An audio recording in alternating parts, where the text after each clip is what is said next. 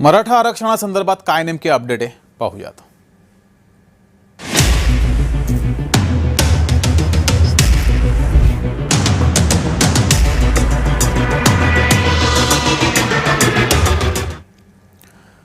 मराठा आरक्षणाच्या 10% आरक्षणाला आव्हान देणाऱ्या याचिकांवरील सुनावणीला पुन्हा विलंब होण्याची शक्यता ही निर्माण झाली आहे।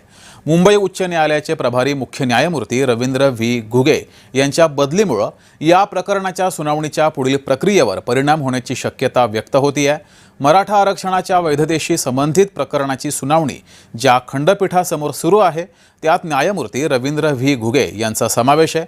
त्यांच्या बदलीनंतर खंडपीठाची रचना बदलण्याची शक्यता आहे।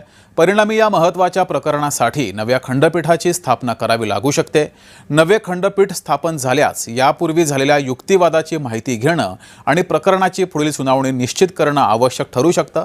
त्यामुळे मराठा आरक्षणाच्या सुनावणीला काही काळ विलंब होण्याची शक्यता आहे। मात्र सुनावणी निश्चितपणे पुढे ढकलण्यात आली आहे असं अद्यापही म्हणता येणार नाही।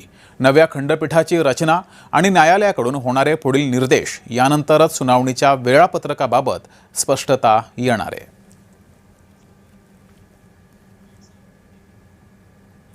यासोबतच जेएम विशेषमध्ये वेळ झाली तेच थांबण्याची। नमस्कार।